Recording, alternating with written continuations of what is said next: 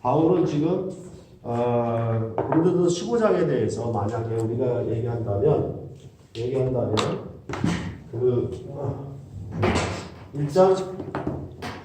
15장 1절부터 28절이라고 할까요? 아니죠. 20절까지, 19절까지. 그죠? 19절까지 복음에 대한 일종의 복음이란 무엇인가 이거에 대한 변증을 했다고 할 수 있어요. 그렇죠? 그리고 이 복음으로 말미암은 부활의 복음인데, 그렇죠? 이제 그리스도의 왕국의 어떤 경륜, 그렇죠? 이 복음으로 세워지는 나라가 어떻게 될 것이냐, 그렇죠? 그런 얘기죠. 그렇죠? 그러면 여기서 무슨 얘기를 했냐면, 이 얘기를 할 때 아담으로부터 비롯된 왕국과 이제 그리스도로 말미암은 왕국을 비교했단 말이에요. 그렇죠? 그러면 이 왕국과 왕국 사이에 대한 얘기를 했고, 그 다음에 그러면 이 나라에 이런 경륜이 있는데 이 나라에 속해서 사는 삶이 무엇이냐에 대해서 이것을 세계로 설명하는 방식이에요. 전체적으로. 그렇죠? 그러니까 이런 흐름이 있단 말이에요. 그죠? 이런 것에 대해서 얘기를 하는데, 이러한 흐름은 만약에 로마서랑 같이 본다면 1장부터 1장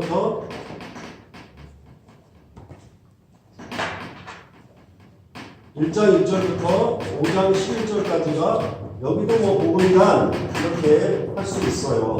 그 다음에 5장 12절부터 21절까지가 역시 이 아담의 왕국과 그리스도의 왕국을 대비시켜요. 아담 왕국과 그 다음에 그리스도의 왕국을 대비시킨단 말이에요. 그런 다음에 6장에서 뭐가 나오냐면 세례 부분이 나오는 것이죠. 어떻게 돼요? 서로 논리가 같죠. 그렇죠? 그러니까 실제로 뭐냐면 로마서에만 복음이 있는 게 아니에요. 이 15장 자체가 지금 복음의 핵심 요소를 얘기를 하고 있어요. 그렇죠? 그렇게 되어 있죠. 그러니까 이 세례라고 하는 것은 기본적으로 뭐예요? 두 나라가 있는데, 그렇죠? 이 나라에 속해 살다가 이 나라로 가입하는 거 아니에요. 그렇죠? 그래서 탈북이라고 얘기했죠. 그렇죠? 이 나라에 가입하니까 이 나라 백성으로서 사는 삶이란 말이에요. 그러면 이 나라에 속하는 뭐냐면 핵심 정책이 있을 거예요. 이것을 따라 살아야 될 거 아니에요. 그렇죠? 그렇죠? 이것을 따라 사는 어떤 목표가 있을 것이고, 그렇죠? 그죠? 그렇게 얘기할 때 이런 전체적인 흐름이 서로 연결된다라는 것이죠. 그러니까 복음이란 뭐냐?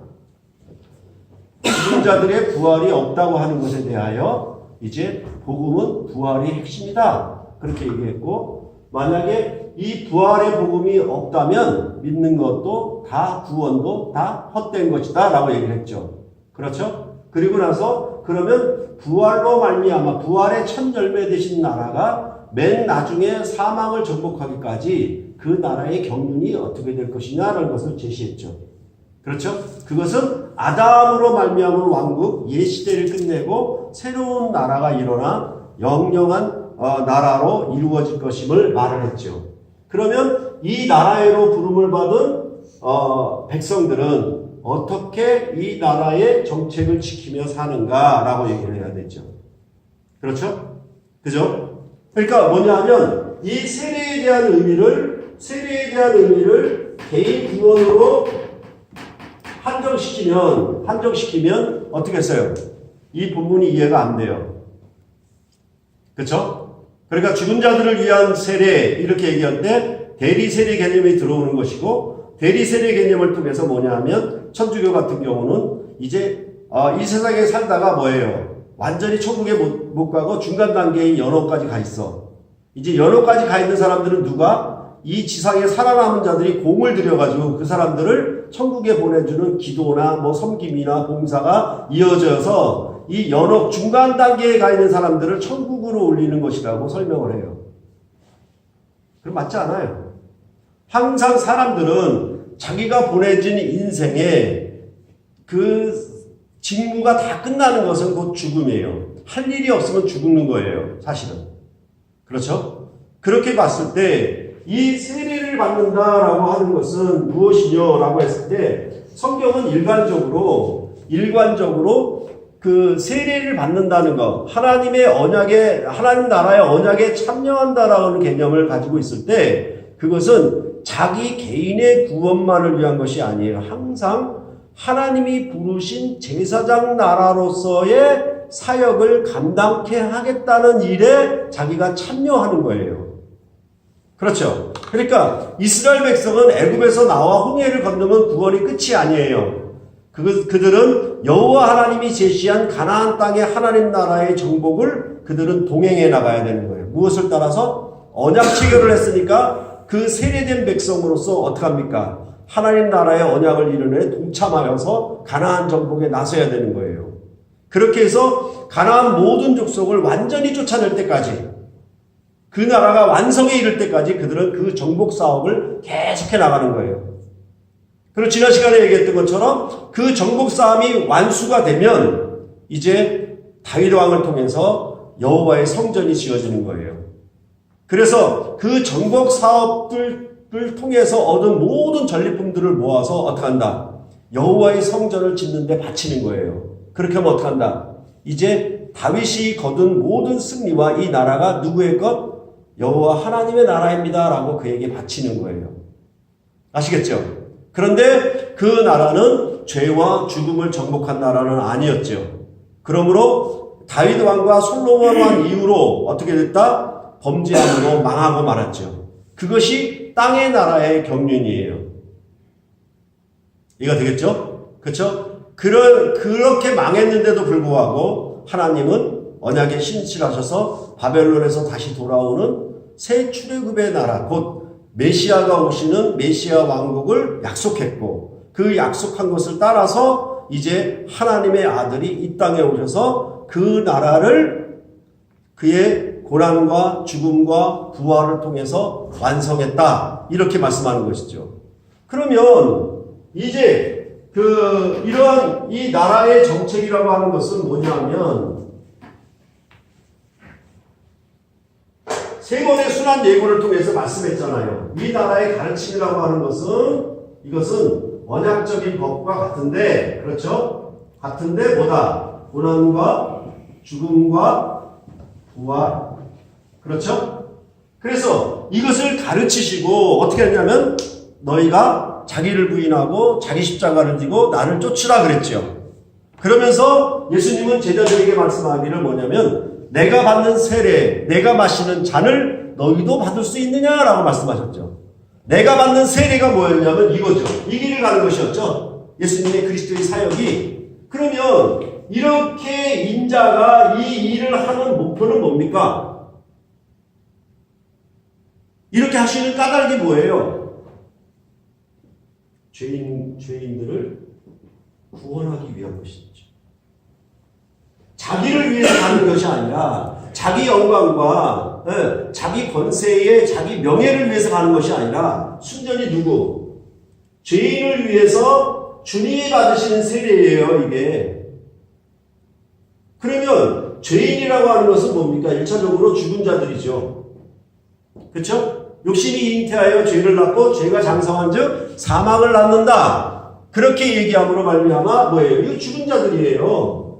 죽은 자들을 위하여 하나님의 아들이 하늘 영광 보좌를 버리고 이 땅에 오셔서 이 세례를 친히 받으심으로 말미암아 뭐다? 이들을 구원하신 이죠. 이렇게 가르치셨고 이 그를 따르는 무리들에게 뭐한다? 핵심을 얘기했잖아요. 자기를 부인하고, 그렇죠? 자기 십자가를 지고 나를 따르라, 쫓으라 라고 얘기했잖아요. 이것이 뭐예요? 이제 예수를 믿음으로 의로움을 받은 백성들이 여기에 뭡니까? 우리도 함께 따르겠습니다. 우리도 함께 합니다. 라고 하는 것이 세례를 받은 거란 말이에요. 그렇죠? 이 그리스도의 일, 그리스도의 가르침과 그리스도의 일에 우리도 연합하여서 우리도 그 길을 가겠습니다. 그 나라의 정책에 동행하겠습니다. 라고 하는 것이 뭡니까? 세례지요. 그렇죠? 그러면 이렇게 가는 이유가 뭡니까?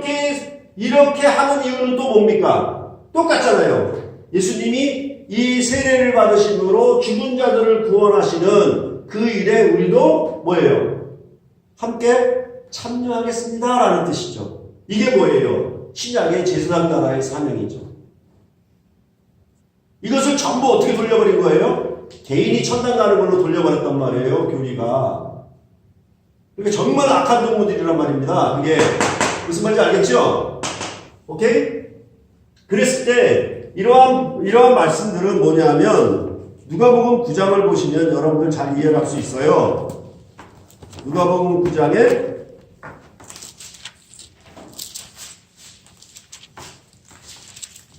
59절, 60절 한번 읽어주실래요?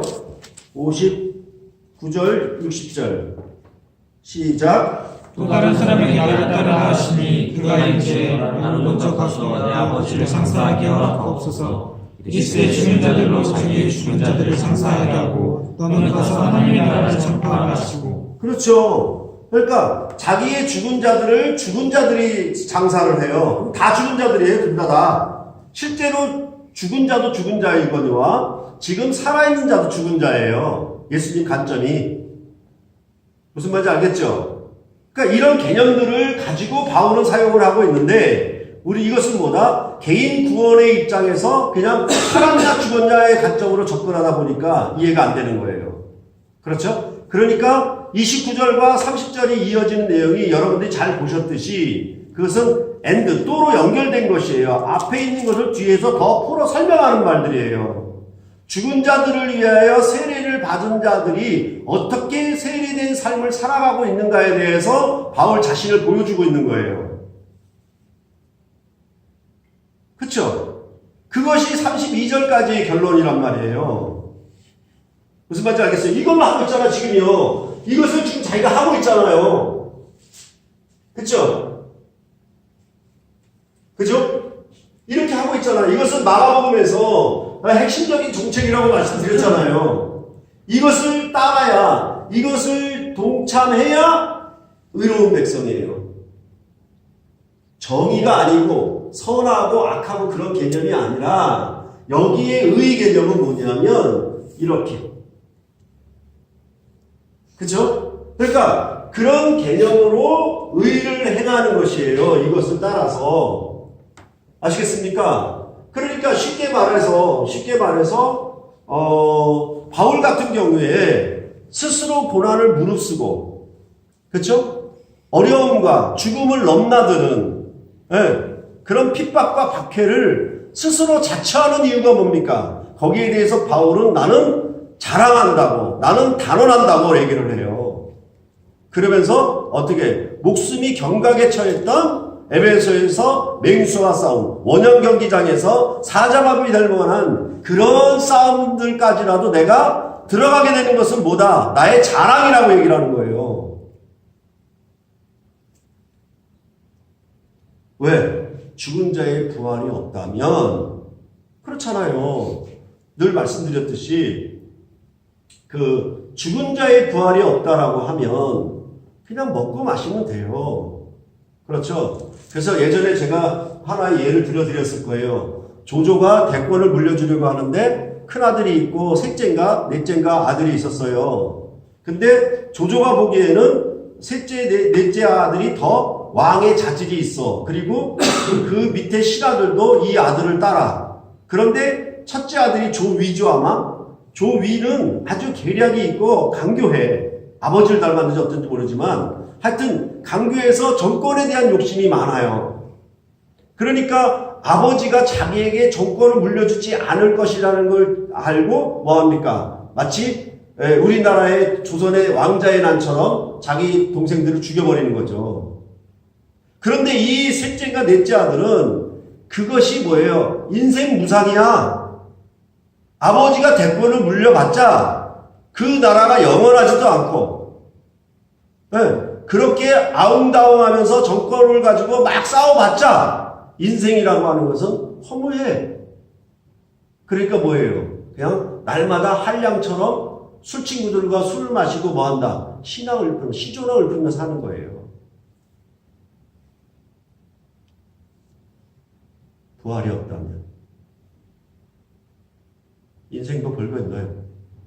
굳이 착하고 모범적으로 뭐 의지를 갖고 최선을 다해서 부지런 이런 모든 미사여구가 필요가 없어요. 왜냐하면 흙에서 왔다 흙으로 돌아가는 한 점의 먼지에 불과한 인생이기 때문에 사실은 뭐합니까? 제일 현명한 처사는 그냥 먹고 마시고 오늘 벌고 오늘 쓰고 오늘 탕진해서 오늘 사는 것으로 끝나면 최고예요.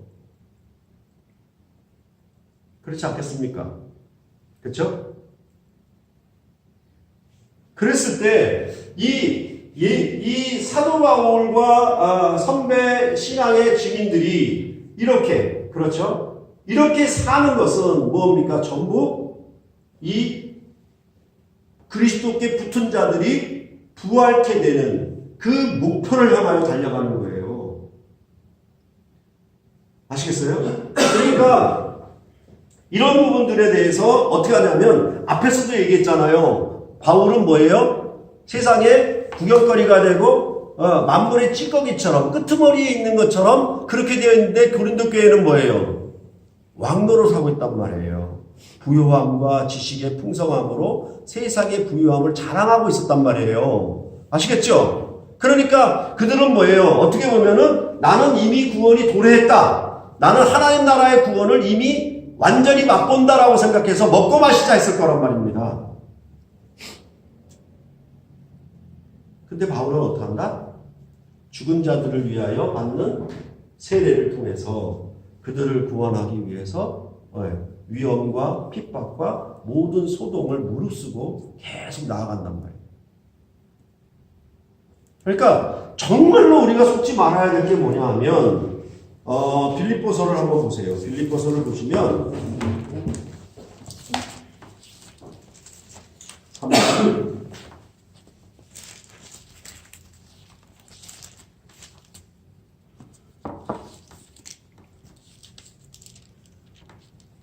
자, 빌립보서 3장을 보시면은 바울은 앞에서 뭐라고 얘기합니까? 나는 히브리인 중에 히브리인이요 바리새 지파요 율법으로 바리새인이요 베냐민 지파요 난지 8일 만에 할례를 받은 뭐다? 나는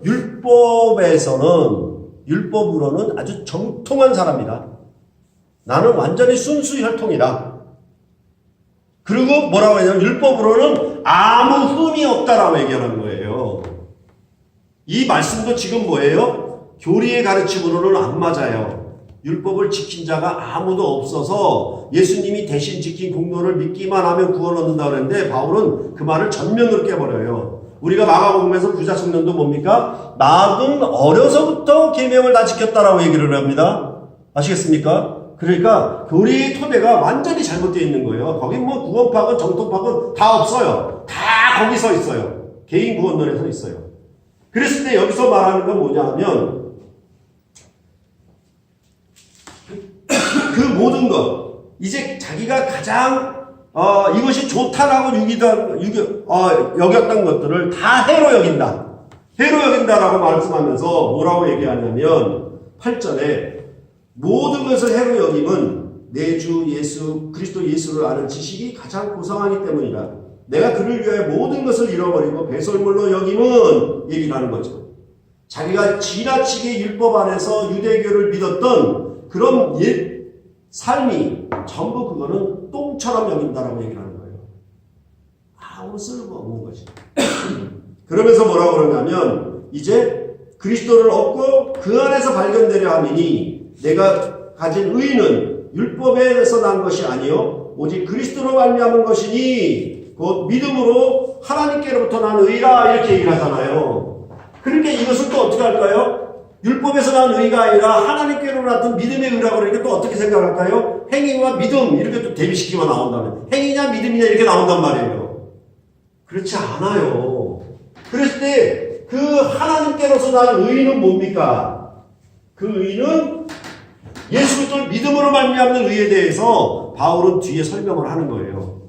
그 의를 따라 행하는 삶이 무엇인지. 즉 예수 그리스도를 믿음으로 했으니까 세례를 받았죠. 세례를 받아서 세례된 백성으로 사는 의로운 삶이 무엇인지에 대하여 바울은 말합니다. 뭐라고 얘기합니까? 10절에 내가 그리스도와 그 부활의 권능과 그 고난의 참여함을 알고자 하여 그의 죽으심을 본받아 어떻게 해서든지 죽은 자 가운데서 부활에 이르려 한다라고 얘기를 하잖아요. 한 번 믿으면 영원한 구원 보장 이렇게 안 하잖아요. 그렇죠? 지금 뭘 봤습니까? 예수 그리스도의 부활의 첫 열매 안에서 그는 뭡니까? 이제 자기도 부활에 참여할 것을 바라보게 된 것이에요. 그게 뭐예요? 이제 그의 의로움이죠. 그래서 뒤에 설명하는 건 뭡니까? 12절에 말하는 것처럼 내가 이미 얻었다 함도 아니요 온전히 이루었다 함도 아니라고 말하고 있잖아요. 한 번 믿으면 영원한 구원은 따놓은 당상 이렇게 말 안 해요. 뭡니까? 이제 이스라엘 백성이 애굽에서 나와서 이제 가나안 땅을 정복해가는 과정이 남았죠. 언약을 체결했다라고 지금 구원이 완성된 게 아니라 그들을 그렇게 구원한 목표는 어디 있어요? 가나안 땅 정복이죠. 그건 하나님이 일방 주권으로 행하는 게 아니에요. 여호와의 군대로 이스라엘이 가나안 족속과 싸워서 그 땅을 차지해야 돼요. 쟁취해야 되는 싸움이 남아있는 거예요. 그렇겠죠. 그것처럼 사도 바울은 뭐라고 그럽니까?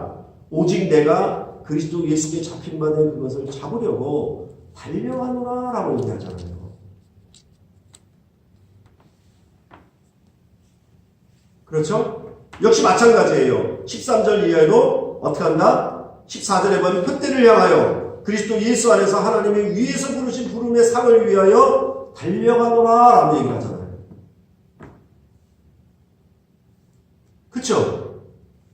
보세요. 그러니까 교리라고 하는 것은 믿었다. 그리고 뭐다? 우리가 잘못했다 왔다 하는 죄를 씻는 작업을 통해서 어떻게 한다? 참회록을 계속 쓰듯이 죄에 대해서 갈등하고 싸움을 통해서 어떻게 한다? 우리 자신이 거룩함을 입어 완전하게 성화를 거쳐서 영화에 이른다라고 얘기하는 방식이죠.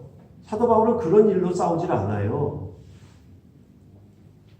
자기를 사도로 부르신 일에 대하여 계속 달려가고 있는 거예요. 그러면서 17절에 이렇게 말합니다. 형제들아 너희는 함께 나를 본받으라. 그리고 너희가 우리를 본받은 것처럼 그와 같이 행하는 자들을 눈여겨보라. 내가 여러 번 너희에게 말하였거나 이제도 눈물을 흘리며 말하노니 여러 사람들이 그리스도의 십자가의 원수로 행한다라고 말하고 있죠. 이게 뭡니까? 고린도전서의 악한 동무들이에요. 그런 사람들은 어떻게 살았습니까? 그들의 마침은 멸망이요 그들의 신은 배입니다. 즉 뭡니까? 자기 배를 신으로 삼는 거예요. 그리고 뒤에 설명하는 건 뭡니까? 그 영광은 그들의 부끄러움에 있고 땅의 일을 생각하는 자라라고 얘기를 하잖아요.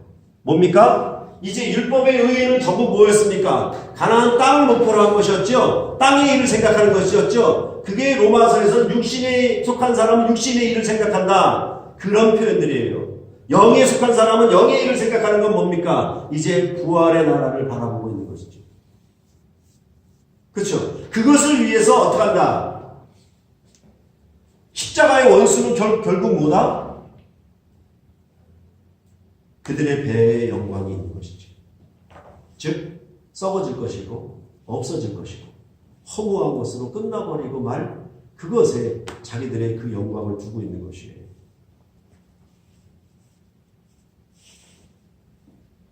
그런데 바울은 어떡합니까? 20절 이하에 우리의 시민권은 하늘에 있는지라 거기로부터 구원하는 자 곧 예수 그리스도를 기다린다.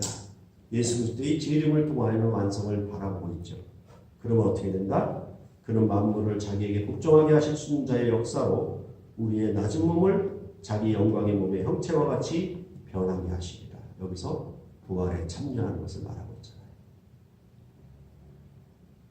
어떻게 어떻게 해서든지 부활에 이르려 하노니 그렇지 않으면 부활이 없다면 사실은 뭡니까?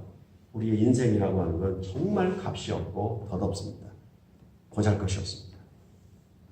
이렇게 살건 저렇게 살건 뭐 고대광실에서 화려하게 부자로 넉넉하게 먹고 마실 거 다 누렸다 하더라도 사실은 뭡니까? 그 인생이라고 하는 건 한 점에도 미치지 못할 정도로 아주 보잘것없어요. 그렇죠? 예. 그렇다면 단순히 부활이 없다면 바울이 말한 것처럼 그냥 그렇게 먹고 마시고 그냥 하루 24시간 그렇게 때우면 되죠. 그렇죠? 그런데 바울은 어떻게 합니까? 자기를 위한 구원이 아니라 이 하나님 나라에 참여하여 어떻게 한다? 계속 달려간다. 어디까지? 표대를 향하여 계속 달려간다라고. 어떻게 해서든지 나는 부활의 고난과 권능에 참여하여 거기에 이르려고 한다라고 말씀하고 있잖아요. 이것이 예수 그리스도를 믿는 믿음의 의로 사는, 그렇죠? 깨어 의를 행하는 삶이란 말입니다. 그래서 사도 바울은 뭐예요? 자기를 본받으라 그러는 것이에요. 그건 누군데? 내가 예수 그리스도를 본받은 것 같이 너희는 나를 본받으라고 하는 것. 그 본은 전부 뭡니까? 예수 그리스도가 나타낸 정책을 따라 살아가는 것이죠. 그렇죠? 그랬을 때 참으로 우리에게 자랑과 어떤 특권과 영광이 있는 것은, 그렇죠. 만약에 우리가 노숙자들을 위해서 자기 일한 수고를 드린다라고 하는 것도 뭐냐면 죽은 자들을 위해서 세례받는다는 개념과 같죠. 그렇죠? 그런데 그 노숙자들을 위해서 내가 자선하고 뭔가 구제한 것이 단순히 뭡니까? 이 육신의 배만을 해결한다면 그것조차 사실은 덧없는 거죠. 그러나 우리의 봉사는 우리가 주님의 나라에 참여하여, 그쵸? 이 정책을 지지하고 이 왕을 뒤따라가는 이 삶은 뭐냐 하면 정말 큰 자랑이고 영광이고 특권인데 뭡니까? 죽은 자들을 위하여. 그들을 위하여 여러분의 삶을 불러주신 것이죠. 그렇죠? 그냥 내 형제, 내 친척, 내 가족, 그냥 그런 행복과 만족을 위해서 부르신 것이 아니라, 그렇죠? 이 세상의 어느 기간 동안에, 인생 기간 동안에 짧은 인생에 어떻게 행복하게 사느냐, 거기 중심이 아니라 어떻게? 죽은 자들을 살리는 일. 우리 예수님이 이 땅에 오셔서 그 일을 행하신 일에 나도 참여해서 나로 말미암아 죽은 자들을 살리는 일에, 영원한 생명에 이르게 하는 일에 여러분의 생을 값지게 부르셨다라고 말씀하는 것입니다. 이게 뭐냐면 우리가 세례를 받아서 그리스도의 부활의 나라에 참여하는 희망과 목표를 갖고 살아가는 것이죠. 그럴 때 뭡니까? 여러분들이 토요일에 이 좋은 날에, 좋은 시간에, 그렇죠? 이 공간에 앉아서, 그렇죠? 어떻게 보면 고난을 받고 있는 것이죠.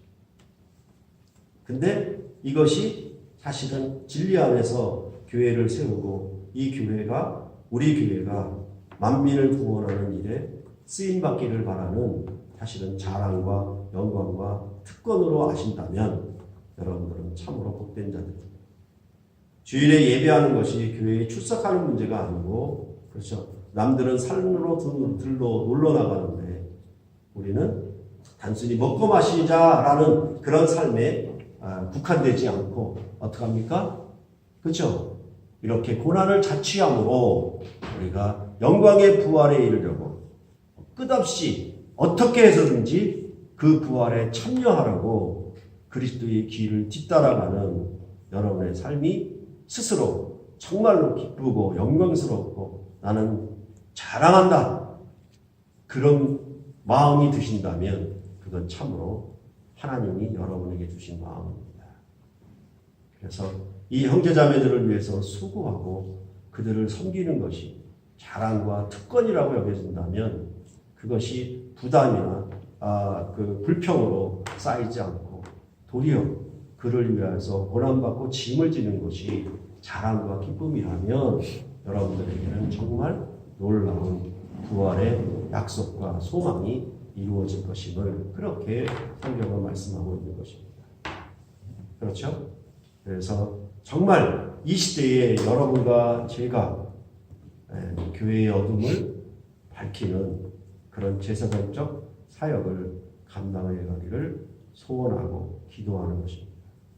여러분이 이렇게 복음으로 성장하는 것은 여러분 자신의 구원만을 위한 것이 아니라 다른 죽은 자들을 위하여 여러분들이 이렇게 수고하고 모이고 토론하고 교회에서 진리 가운데 굳게 서서 참으로 많은 죽은 자들을 구원하기 위함입니다. 이 일에 여러분과 제가 교회를 함께 세워서 여러분의 교회가 정말 이 시대에 잘못된 그릇된 복음에 갇혀있는 이 시대에 우리가 복음을 바르게 증거하고 나타낸다면 온 세상을 구원하는 그런 영광과 자랑이 여러분 생에 있게 될 것입니다. 여러분의 인생을 값지게 정말 보람있게 설계하시기를 바랍니다. 그래서 참으로 우리는 이런 일로 많은 교인들이 옆에 있기 때문에 속습니다. 대다수의 교인들이 교리적 가르침에 사로잡혀서 살고 있습니다. 그럴 때 정말 참된 복음이 무엇인지 여러분과 제가 교회를 이름으로 나타내신다면 그 영광과 자랑이 여러분과 저에게 있을 것입니다. 오케이? 여기까지.